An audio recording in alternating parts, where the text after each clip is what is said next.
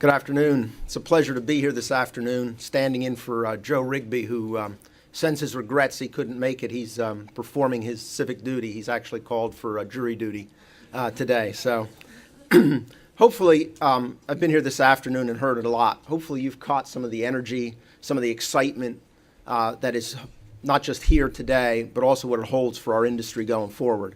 Hopefully you've also had a chance to be out there in Innovation Alley, out on the street in Electric Avenue, and had an opportunity to see a lot of the new technology and heard a lot about the new technology that's going to be changing our industry, whether it's electric vehicles, whether it's new consumer, I'll say gadgets or devices.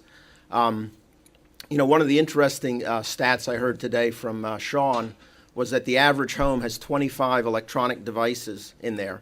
And it made me start thinking, I can't believe that. But you know what? As you start counting it, I got up to 25 pretty easily.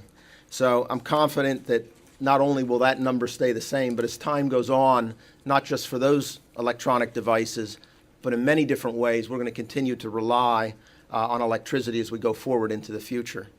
Electric utilities have been, and I think they're going to continue to be, the backbone of our digital economy. I think everyone here should take a lot of pride in being part of the industry that powers not just our customers' needs, but it's powering change, it's powering innovation across the whole economy. It's really the electric utility industry and electricity that powers a lot of the innovation, a lot of the ingenuity, a lot of the entrepreneurship that we're seeing today. And I'll tell you, as an electric utility executive standing here today and seeing what's happening within our industry, the way it's transforming, not just the way our customers use our product, but actually the way our customers are actually thinking about electricity. It's a very powerful moment, I think, for us in the industry as a whole. It's important that I think we all understand and work together to incorporate these new technologies in a way that allows us to continue to invest in both the reliable, safe, adequate, resilient, continued electric network that we have, the basic infrastructure that provides a foundation for all that we've been talking about today. Speaking for the company that I work for, Pepco Holdings, we serve the District of Columbia here and portions of Maryland, New Jersey, and Delaware.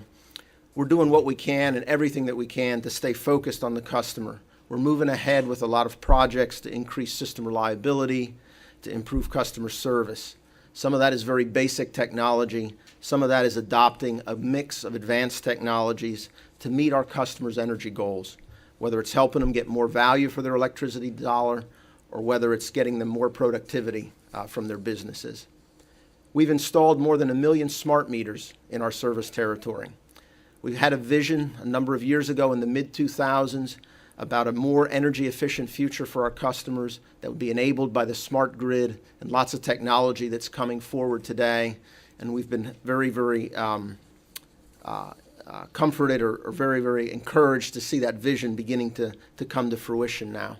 And I'll give you just 3 examples as we've begun to deploy the smart grid that we've begun to see how it helps our customers. We've had our smart grid in place, at least in part, through 3 storm seasons. Regrettably, we've had storms each of those seasons.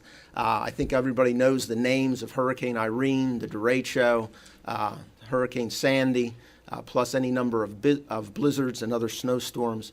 And that technology, our advanced metering infrastructure, has been invaluable. We have saved literally thousands of truck rolls, thousands of callbacks to our customers by being able to reach out automatically to customers' meters, even if they're not home, to see whether they're restored, and then be able to avoid and redirect our crews to those customers that are still out of power. Our meters have the capability that we're going to be implementing to be able to do remote connects, disconnects. Every time we save a truck moving simply 3 miles to a customer's home or business to do a connect or disconnect, we save about 7.5 pounds of carbon that otherwise would go into the atmosphere. And then finally, we've been using the same technologies to deploy an automated grid or a self-healing grid that when we have outages in many of our areas now, we're able to literally restore half the customers at times in a matter of seconds, as opposed to minutes or hours to get a truck out there. We talked a lot about technology today, and although technology is important to our industry, we all know that it's much more about people. And it's not just our customers that we serve, but also there's over 500,000 American workers in the industry that are dedicated to providing service to our customers. And I thank all of them, especially many of those who responded from all over the country to come over to the East Coast to help us restore customers after Hurricane Sandy. We know as an electric utility industry that we can't do this alone. We absolutely know that. To make this transformation work, there's an important role for regulators, policymakers, and yes, entrepreneurs, technology companies, other stakeholders, and especially, and certainly not least, our customers. The customer is the most critical stakeholder in our business.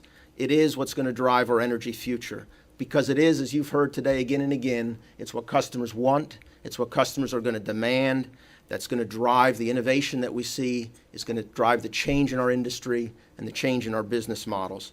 And to succeed, any company will need to be engaging its customers as it never has before.